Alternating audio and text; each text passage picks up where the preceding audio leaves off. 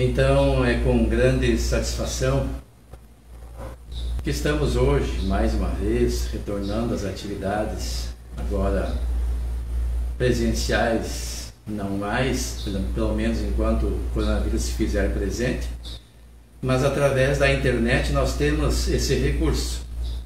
E hoje nós falaremos sobre um tema que vem assombrando a mente das pessoas desde fevereiro, notadamente no Brasil, a partir da segunda quinzena de março, que é o fenômeno do morrer, ou da morte. E nós vamos encontrar lá em A Obra, o Céu e o Inferno, um capítulo que fala sobre o passamento. Nós traduzimos entre parênteses o morrer, ou seja, o procedimento da desencarnação. Em outras palavras, estudando a vida. Nós tivemos algumas imagens da internet e nos embasamos nessa obra, O Céu e o Inferno. Mas antes de nós começarmos a falar sobre o assunto, nós vamos ver aqui alguns dados que a gente pode ver na internet. Esse site aqui, que está ali exposto, ele expõe online aproximadamente o que está acontecendo no mundo em diversos setores. E um desses é a população do mundo. Nós podemos ver ali que a população do mundo atual está em 7.822.758.000 e crescendo, de uma velocidade tal que não dá nem para contar. E depois mais abaixo coloca o número de mortes nesse ano, 117.707.000, e também vem crescendo o número de mortes. E na terceira linha nós temos ali os nascimentos hoje. Aliás, lá em cima não é morte, é nascimentos. Repetindo, 117.707.000 e crescendo o número de nascimentos, diferente do que eu tinha dito antes de morte. E depois o número de nascimentos hoje, 265.000, e vem crescendo. E em destaque, nós colocamos em cinza ali, aí sim, o número de mortes este ano no mundo, 49.416.000, e também um número crescente. E mortes hoje, 111.345.000.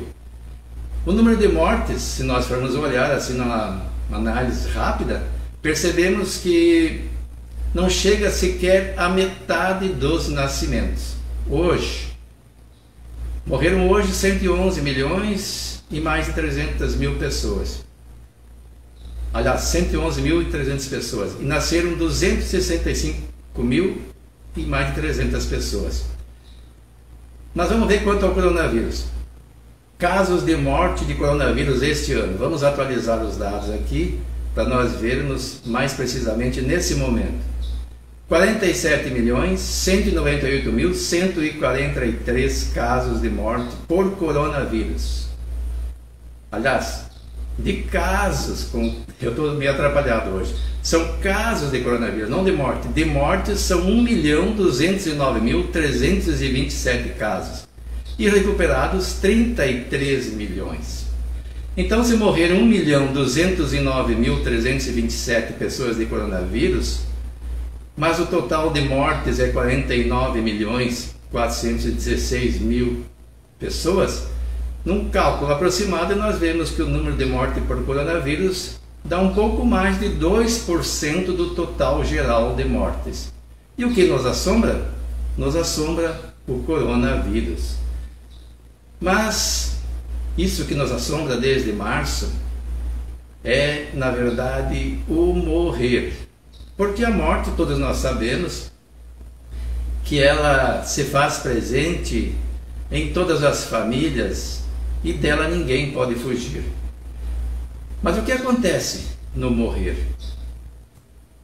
Lá, como eu mencionei na obra O Céu e o Inferno, tem esse capítulo que fala sobre o passamento, que diz o seguinte: a certeza da vida futura não exclui as apreensões quanto à passagem desta para outra vida.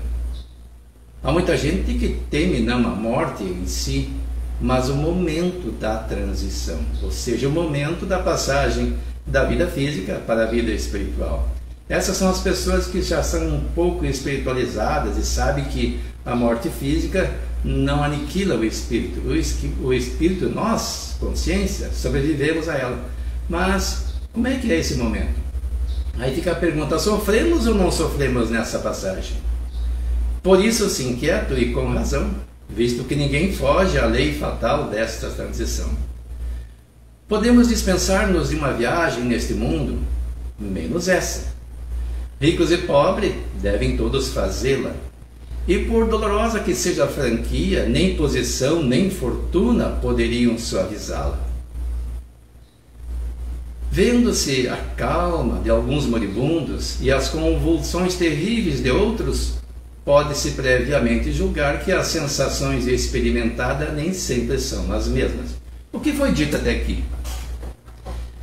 Que observando as pessoas que já morreram, aqueles que tiveram oportunidade de fazer isso, vão ver quando presenciam mais de um caso. Quando você vê apenas um caso, não se pode se comparar, mas os médicos, os enfermeiros que estão presentes nesses fenômenos naturais da vida, certamente têm vários relatos a respeito do que sucede. Alguns desencarnam debatendo-se, revoltados, desesperançados, aterrorizados mesmo, enquanto que outros vão calmos, como essa freira aqui, essa irmã, que foi fotografada. O nome dela é Maria Cecília, e ela graduou-se em enfermagem aos 26 anos de idade, e em 2003 fez sua primeira profissão perpétua, e mais ou menos em fevereiro de 2016 foi diagnosticada com câncer, e em seguida metástase pulmonar. Morreu em 22 de junho daquele ano, durante a madrugada. Mas o interessante é que ela aqui em tratamento, ela apresentava essa face serena, esse sorriso na face, transmitindo às pessoas que com ela conversavam serenidade, segurança, confiança no futuro, porque o futuro, a gente sabe, de todos nós, depois de findada a vida física, é a morte. Mas o que vem depois da morte? Só aqueles que têm segurança de que encontrarão uma situação melhor é que se encontra assim, com a mente serena, tranquilos, por ter feito aquilo que acreditam ser o melhor durante esta encarnação. Quem poderá, prossegue a obra citada, no entanto, esclarecer-nos a tal respeito?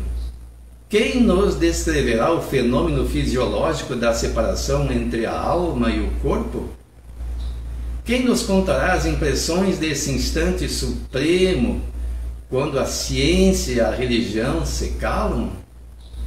E calam-se porque lhes falta o conhecimento das leis que regem as relações do espírito e da matéria, parando umas nos umbrais da vida espiritual e a outra nos da vida material. O espiritismo é o traço de união entre as duas, ou seja, a ciência e a religião. E aqui nos chama a atenção um fato. O que Allan Kardec está dizendo aí? O espiritismo é o traço de união entre as duas, a ciência e a religião. Mas o espiritismo não é uma religião? Meus irmãos, no Brasil, constitucionalmente, se permite o culto de todas as religiões sem empecilho nenhum. E o espiritismo, no final do século retrasado, foi muito perseguido no Brasil. E como a Constituição preserva os direitos das religiões, os espíritas optaram por declarar o espiritismo como religião. Mas o espiritismo, na sua origem, é ciência e filosofia com consequências morais que trazem de volta o homem a Deus ou o mantêm ligado a Deus, que é o que é o objetivo nas religiões. No sentido filosófico, dá para dizer que o espiritismo é uma religião, mas não no sentido teológico, naquele em que se tem uma hierarquia, em que se tem rituais, uma série de coisas que no espiritismo não existe. Por isso ele está dizendo que o espiritismo é a união entre as duas, entre a ciência e a religião. Quando as religiões e a ciência entenderem o que é o espiritismo, ele de fato vai cumprir o seu papel, que é esse elo entre a ciência e a religião. E só ele pode dizer-nos como se opera a transição, quer pelas noções mais positivas da natureza da alma, quer pela descrição dos que deixaram este mundo. O conhecimento do laço fluídico que une a alma ao corpo é a chave desse e de muitos outros fenômenos. Por que o Espiritismo é esse elo? Porque as religiões não admitem a comunicabilidade dos espíritos. Acreditam elas que, uma vez morto o corpo, não é mais possível ter notícias daqueles que foram. Eles ficam lá, ou no céu ou no inferno, aguardando-nos, se nós formos para um ou outro desses destinos, segundo as religiões tradicionais, para encontrá-los. E isso causa desespero nas pessoas. Mas já o Espiritismo, ele é embasado na comunicabilidade dos espíritos. E desde o seu surgimento, em 1858, quando foi trazido à lume o Livro dos Espíritos, ou 57, não estou bem recordado agora, foi trazida a nós várias informações através da faculdade mediúnica de, a princípio, meninas e mulheres da época, e depois outras pessoas, bastante homens também. Hoje tem muitos homens que têm obras mediúnicas. Aqui no Brasil, em destaque, Chico Xavier, Edivaldo Pereira Franco, entre tantos outros, e de todo o mundo. Então os espíritos estão se comunicando constantemente conosco. E nessa obra que eu mencionei, O Céu e o Inferno, ela é toda embasada em mensagem que os espíritos trazem. Tem 3 capítulos, um que fala dos espíritos felizes, outros dos medianos e outros dos infelizes. E eles relatam como se encontravam naquele momento no plano espiritual e o porquê daquele estado. Isso faz com que nós tiremos as nossas conclusões e como devemos proceder caso queiramos estar num desses grupos. Todos nós vamos querer escolher o grupo dos felizes. Então a gente tem que agir como eles agiram na Terra. E o Espiritismo, com todo esse cabedal de conhecimento, facilita às religiões até a pregação do Evangelho de Jesus, porque muitas passagens da sua fala é em parábolas e as pessoas não entendem porque são símbolos. O Espiritismo vem esclarecer tudo isso, em especial na obra O Evangelho segundo o Espiritismo. Então o Espiritismo é esse elo. A insensibilidade da matéria inerte é um fato. A matéria, o corpo, e só a alma experimenta sensações de dor e de prazer. Por que é dito isso? Quando eu machuco a minha mão, o meu dedo, eu sinto dor. Mas quem sente sou eu. O que sou eu? Eu sou esse conjunto de espírito, perispírito e corpo físico. Mas o corpo por si só não sente nada, tanto que se eu anestesiar, eu impeço que os impulsos dos estímulos dos nervos sensores cheguem até o cérebro e eu não sinto a dor. E não é o cérebro que sente também. O cérebro é só um instrumento que decodifica aqueles impulsos e transmite para mim, espírito, o que está acontecendo no corpo. Tanto que isso demanda um tempo. Não é instantâneo. Muitas vezes a pessoa põe a mão na chapa quente e demora frações de segundo, até mesmo um segundo, para sentir que está quente. E isso já provoca queimadura. Então o corpo não tem sensibilidade. Ele apenas transmite as impressões do que está acontecendo. Quem sente dor é a alma ou o espírito. Durante a vida, toda a desagregação material repercute na alma, ou seja, em nós, espíritos. Por que ele chama alma assim? Kardec chamou alma aos espíritos enquanto encarnados, ou seja, quando encarnados, e espírito às almas daqueles que estão no plano espiritual. Então nós somos almas porque somos espíritos encarnados. Quando o nosso corpo morrer, nós passaremos a ser espíritos segundo a denominação de Kardec. E um detalhe, espírito com E maiúsculo. Porque espírito com E minúsculo é apenas o princípio inteligente, não o espírito. Mas isso é para uma matéria de um estudo mais aprofundado, que até recomendo quem tem interesse adentrar aos grupos de estudos da doutrina espírita para aprofundar essas questões. Então, durante a vida, toda a desagregação material repercute na alma, que por este motivo recebe uma impressão mais ou menos dolorosa. É a alma e não o corpo quem sofre, pois este não é mais que instrumento da dor. Aquela é o paciente. E aqui uma coisa interessante. Após a morte, separada a alma, o corpo pode ser impunemente mutilado, que nada sentirá. Ou seja, havendo a desencarnação, quando o espírito se desprende do corpo físico, pode se cortar, pode se queimar, pode se triturar, pode se fazer o que quiser. O espírito não vai sentir nada. E há pessoas que não querem doar os seus órgãos, porque temem que vão sentir a retirada dos órgãos.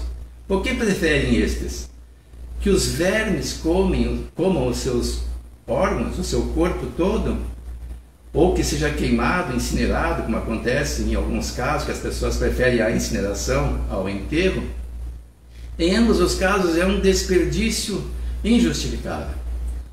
Porque olha só o que nós podemos fazer com os nossos órgãos, quantas pessoas nós podemos salvar. O que pode ser aproveitado, ali está exposto: ossos e medula, pâncreas, rins. Há pessoas, por exemplo, diabéticos, que às vezes perdem a capacidade renal devido às complicações do diabetes, quando ele é descompensado por um período muito prolongado de tempo, e as pessoas vão para a hemodiálise. Essas pessoas dependem de um transplante duplo de pâncreas e de rim. Então esse pâncreas pode ser dado para um paciente diabético com um rim, e o outro rim vai para outro paciente. Então dá para ir salvar duas pessoas.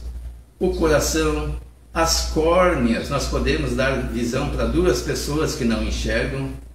Os pulmões também podem salvar duas pessoas. O fígado pode ser para mais de uma pessoa.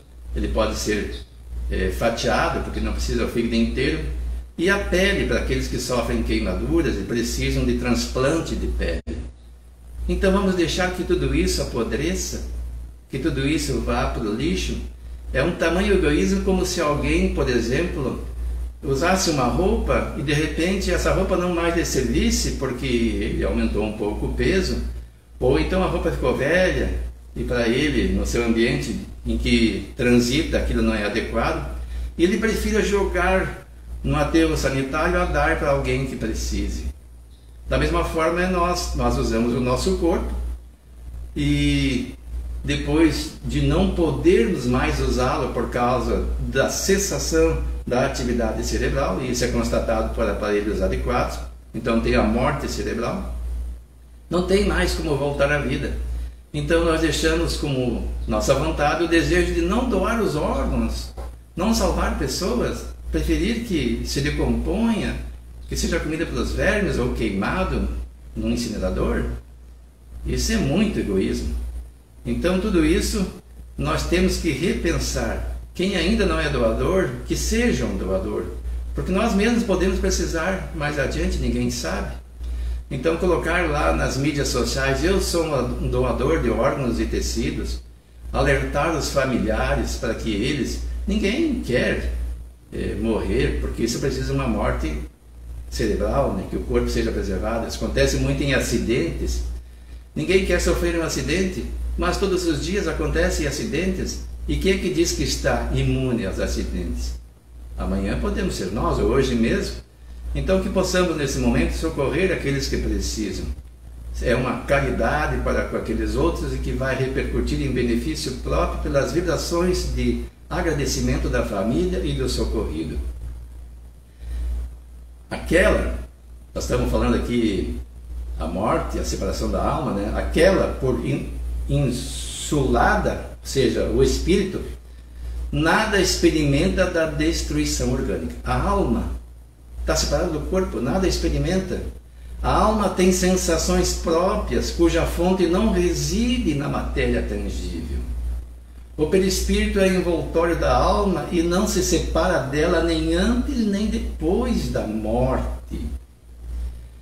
Ele não forma com ela mais do que uma só entidade, e nem mesmo se pode conceber uma sem outro.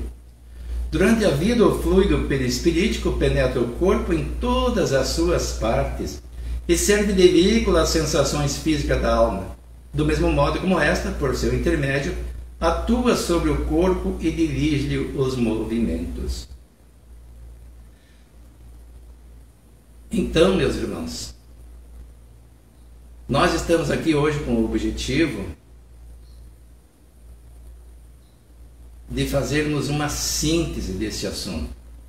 Não queremos nos estender em demasia. Nós vamos fazer um estudo mais aprofundado em 3 capítulos e vamos expor na internet sobre este assunto. Porque o assunto é bastante extenso, vão ser mais de 60 slides, comentados um a um, ou pelo menos em pequenos grupos, para que nós possamos entender.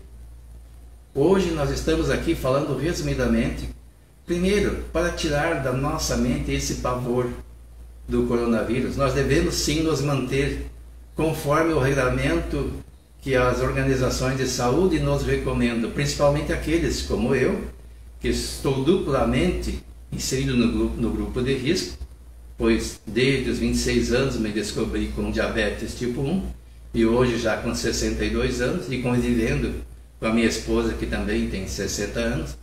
Então, existem razões para eu me manter distanciado e tomar as devidas precauções, mas não criar pânico, porque mesmo que sejamos atingidos pelo coronavírus, a probabilidade de morrermos não é muito expressiva. Nós podemos ver lá nos casos, nós vamos voltar aqui para relembrar, de pessoas que foram recuperadas do coronavírus.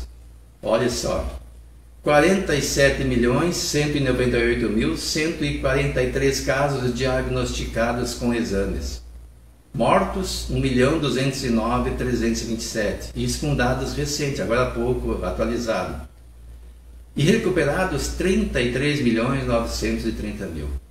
Há pouco tempo aqui em Cruz Alta, uma senhora com mais de 100 anos recuperou-se do coronavírus, demonstrando que não é pelo fato de estar num grupo de risco que a morte é certa.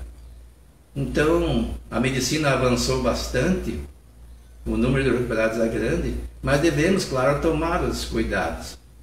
Mas ao mesmo tempo cuidar da saúde. Há pessoas que não vão ao médico de medo de serem contaminados no consultório e estão morrendo das diversas doenças. Vamos voltar lá naquele site para vermos do que as pessoas estão morrendo aqui. Aqui tem uns dados que diz, vamos ver se encontramos aqui, que é sobre comida, sobre a água, sobre a energia. Aqui tem alguns dados impressionantes, olha só. Abortos esse ano, 35.762.176,789, crescendo. Mortes durante esse ano, 259.694. HIV, pessoas infectadas, 42.222.920. Mortes causadas por HIV este ano, 1.412.417 casos. Causadas pelo câncer, mortes esse ano, 6.900.437 casos. Por malária, 824.131 casos. E as pessoas dizem que estão se cuidando da saúde. Será? Olha só. Cigarros fumados hoje, alguém consegue contar? 10.705 milhões e não dá para contar o resto de cigarros que estão fumando hoje. E mortes causadas pelo cigarro esse ano, 4.200.156 casos. Pelo alcoolismo, 2.101.404 casos. E suicídios, as pessoas tirando a própria vida, 900.980 casos. Então existe muito mais fatores de mortes acontecendo do que o próprio coronavírus. E o que temos medo? Do coronavírus. Será que se isso justifica? Como eu disse, devemos tomar os cuidados, mas não ficar apavorados. Seguir as orientações da medicina, tomar os devidos cuidados, mas sem assombro, porque existem já bastante tratamentos, e também a nossa vida, de uma forma ou outra, um dia vai chegar ao fim. Aqueles que eventualmente morrem devido ao coronavírus, foi porque se descuidaram, não se protegeram, ou porque era o momento mesmo, já programado pela sua desencarnação. Mas prosseguindo na nossa fala de hoje, a extinção da vida orgânica acarreta a separação da alma em consequência do rompimento do laço fluídico que a une ao corpo. Mas essa separação nunca é brusca. Nós falamos do morrer, né? O passamento, o morrer. Não estamos falando da morte, mas do desligamento. Como é que isso acontece? Porque essa é a curiosidade geral. O fluido perispiritual só pouco a pouco se desprende de todos os órgãos, de sorte que a separação só é completa e absoluta quando não mais reste um átomo do perispírito ligado a uma molécula do corpo. O que é esse fluido perispiritual? Nós temos uma energia vital que recebemos ao encarnarmos e que nos dá a vida suficiente para fazermos aquilo que for programado nesta encarnação. E ela tem uma certa carga que vai se extinguindo. Então a nossa desencarnação completa só acontece quando essa energia vital é extinta totalmente. Enquanto ela não é totalmente extinta ou retirada por um processo que os espíritos superiores fazem para facilitar a desencarnação, nós continuaremos ligados ao corpo físico ainda. A sensação dolorosa da alma por ocasião da morte está na razão direta da soma dos pontos de contato existentes entre o corpo e o perispírito. O perispírito é o corpo espiritual. Não é o dupletério, é o... Eu não sei outras denominações que chamam em outras religiões, ou outros pensadores denominam. Corpo etéreo, alguns dizem, mas no Espiritismo chama-se perispírito, ou seja, aquilo que está ao redor do espírito, que é o corpo espiritual. E por conseguinte também da maior ou menor dificuldade que apresenta o rompimento. Como é que acontece a desencarnação? Como eu disse, para uns é mais fácil, para outros é mais difícil. Não é preciso, portanto, dizer que conforme as circunstâncias, a morte pode ser mais ou menos penosa. Estas circunstâncias é que nos cumpre examinar. Lá em O Livro dos Espíritos, na questão 149, Kardec indaga: o que sucede à alma no instante da morte? Volta a ser espírito, respondem os espíritos. Isto é, retorna ao mundo dos espíritos, donde se apartara momentaneamente. Ou seja, o que acontece conosco? Nós temos tanto medo assim da morte, mas nós já existimos antes de encarnarmos ou de nascermos aqui na Terra. Nós trazemos um cabedal de conhecimento e isso distingue umas pessoas das outras. Uns têm maior capacidade para aprender certas ciências, certas artes, enquanto que outros têm maior dificuldade. Por quê? Será que Deus agraciou mais um do que outros?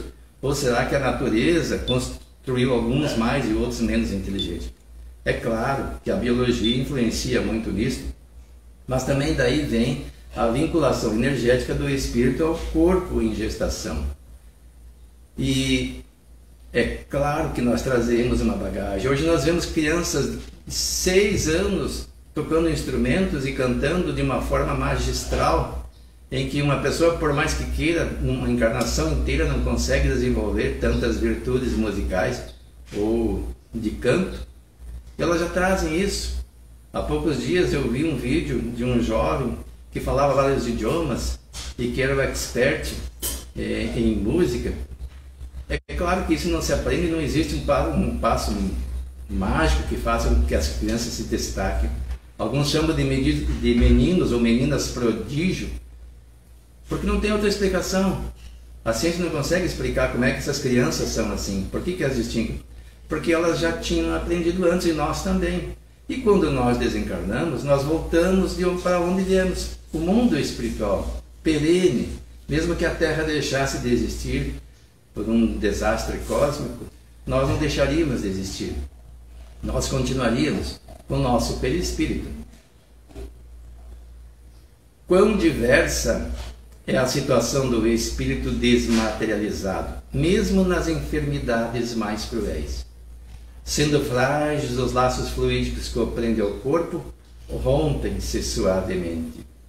Depois, a confiança do futuro, entrevisto em pensamento ou na realidade, como sucede algumas vezes, fala encarar a morte qual redenção e suas consequências como prova, advindo-lhe daí uma calma resignada que lhe ameniza o sofrimento. Após a morte, rotos os laços, nenhuma só reação dolorosa que o afete. O despertar é lépido, desembaraçado, por sensações únicas. O alívio, a alegria.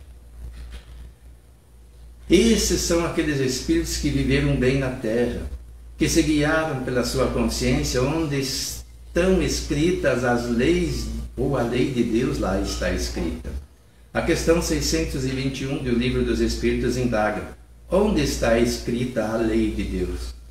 E a resposta que os Espíritos nos dão é bem sucinta: na consciência.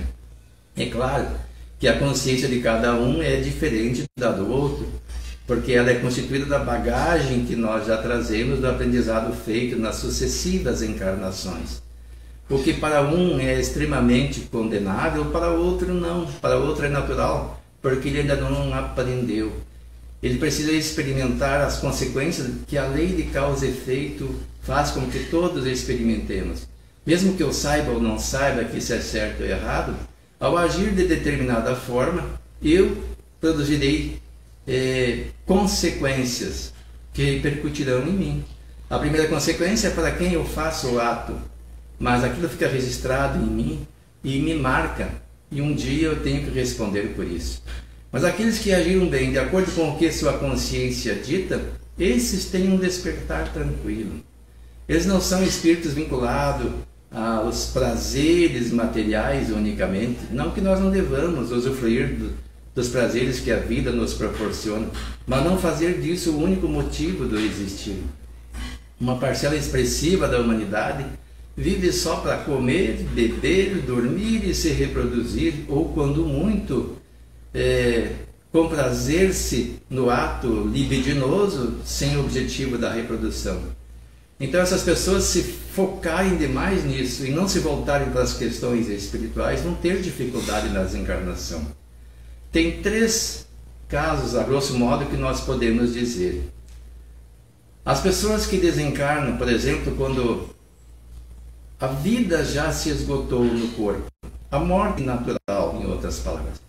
Recentemente nós soubemos da morte, foi ontem, daquele homem que dava voz ao Louro José, do programa da Ana Maria Braga, aos 47 anos, relativamente jovem, foi encontrado morto. Até onde eu sei, ele morreu de morte natural.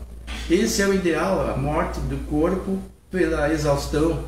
Eu não estou dizendo que foi assim que aconteceu com ele, mas a grosso modo, se for como eu estou dizendo, ele teve uma morte natural.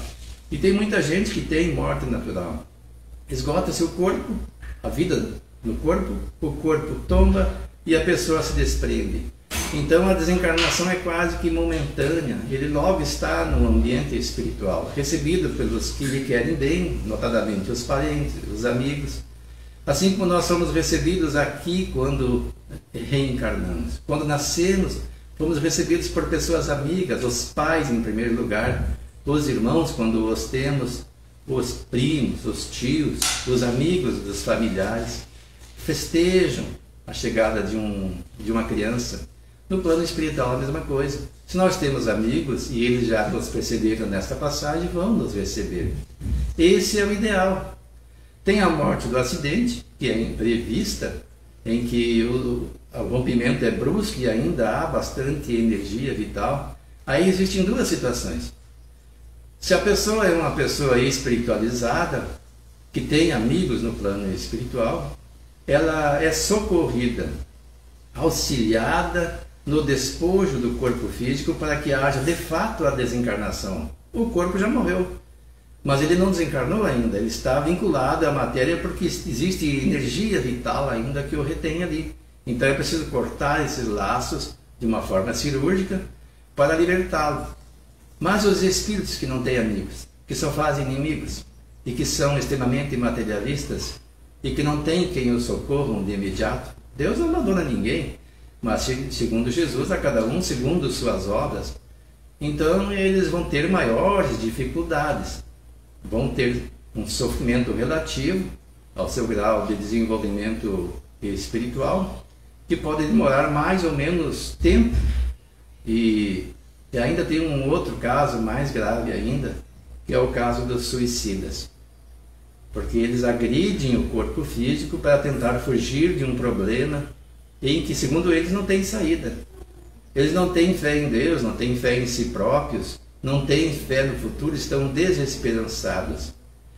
Existem atenuantes e agravantes nesse ato, não dá para rotular tudo num único círculo. Mas tem aquela obra,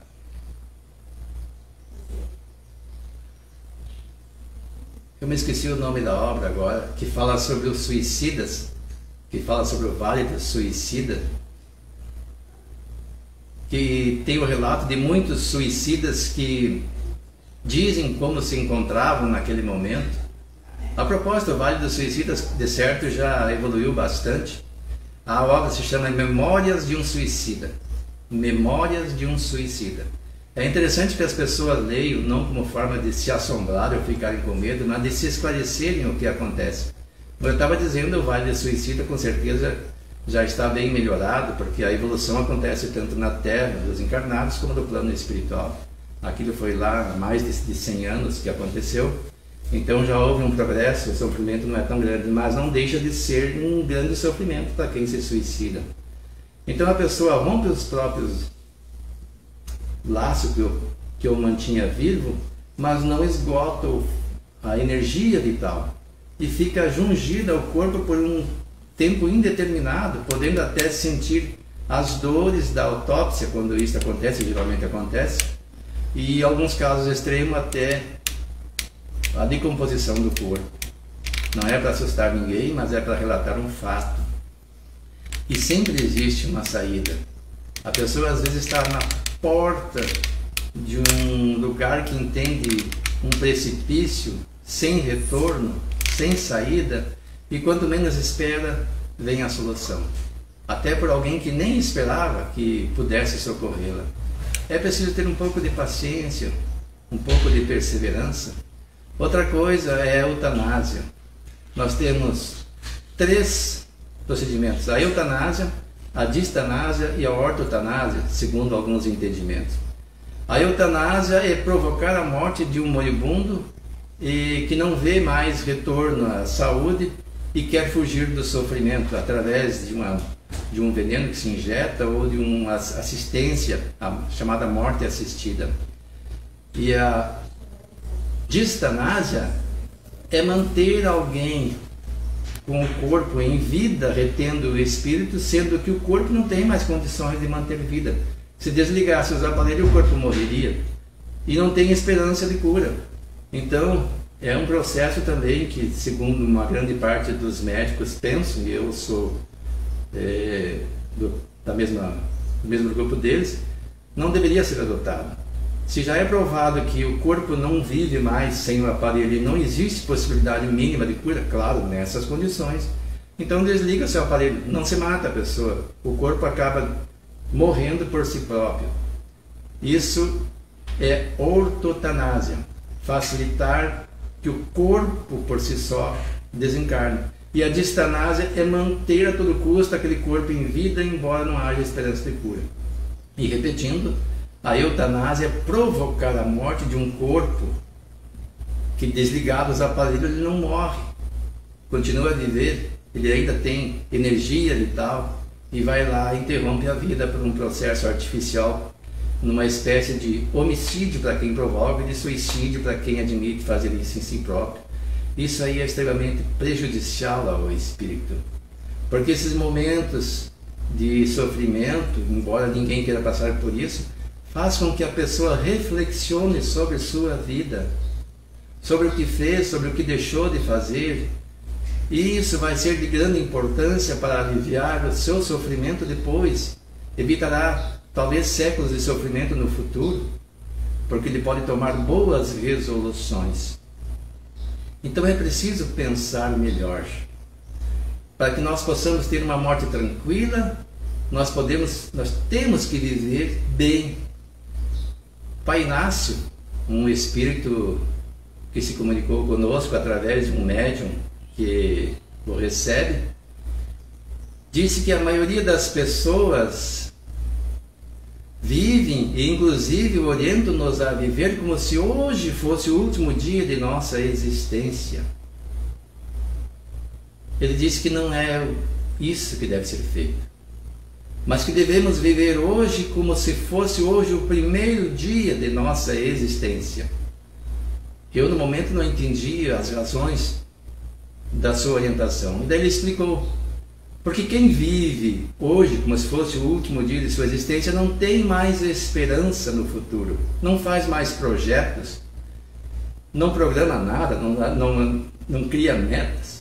Ele simplesmente quer viver hoje o que dá para viver se for um materialista, gozar de tudo aquilo que deixou de gozar, porque acredita que logo em seguida tudo vai acabar. E se for um espiritualista que acredita numa vida além do corpo, vai se colocar em meditação, em oração, e alguns até por uma consciência culpada, em desespero. Mas aquele que acredita ou que vive hoje como se fosse o primeiro dia é como uma criança. Ela não pensa em morrer, ela pensa em produzir, em criar, em viver. Cada dia para ela é motivo de alegria. Ela faz projetos, ela traça metas, ela estuda, se prepara para ter uma vida melhor. Ela quer fazer amigos, ela usufrui o que a vida lhe oferece sem ansiedades, sem medo, sem receio. Essa deve ser a nossa vida, uma vida serena, uma vida tranquila, para que, quando acontecer a nossa desencarnação, seja ela natural ou por causa do Covid, que aí está, o Covid-19, nós possamos estar preparados. E nós podemos perceber que muitas pessoas, quando estão na porta da desencarnação, já percebem a presença dos espíritos amigos, dos parentes, e nos dizem: olha, fulano está aqui. Alguns dizem: isso é delírio de quem está à porta da morte. Não é delírio. É que a pessoa já está vivendo com o pé no plano espiritual. Ela vive nos dois mundos. Ela pode já confabular com aqueles que vêm recepcioná-la na nova vida. Essas pessoas não têm medo de morrer, não têm medo de desencarnar. E desencarnam realmente quando morre o corpo físico. Enquanto que outros morrem o corpo, mas não conseguem desencarnar de imediato. E eu encontrei na internet essa mensagem para finalizar a nossa exposição de hoje.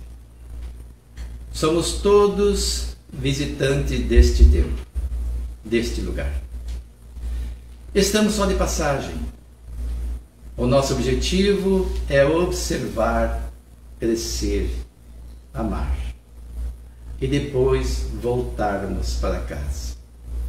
Voltarmos para a casa de onde viemos, a casa do Pai falada por Jesus, que disse: na casa do meu Pai há muitas moradas, e eu me vou para vos preparar lugar. E o lugar que Ele nos prepara é um lugar de bonança para aqueles que constituem a sua família, aqueles que fazem a vontade do Pai dele, do nosso Pai, que é Deus. Ele disse: quem faz a vontade do meu Pai, esse é meu irmão, minha irmã, minha mãe. Que sejamos nós integrantes dessa grande família e que, ao chegar o momento da nossa desencarnação, possamos voltar para esse local em que há trabalho, que há estudo, sim, mas felicidade relativa ao progresso já alcançado. A nossa paz de consciência, que nós temos a obrigação de alcançar no dia a dia que vivenciamos.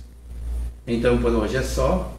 Nós prometemos retornar nesse estudo que publicaremos no YouTube e divulgaremos no Facebook, em 3 partes, mais aprofundada essa questão. E quem quiser conhecer mais ainda, pode se integrar nos grupos de estudo que agora se desenvolvem online, mas passada a ameaça do coronavírus, depois que estiver disponível a vacina, certamente retornaremos de forma presencial em todas as casas espíritas organizadas do Brasil.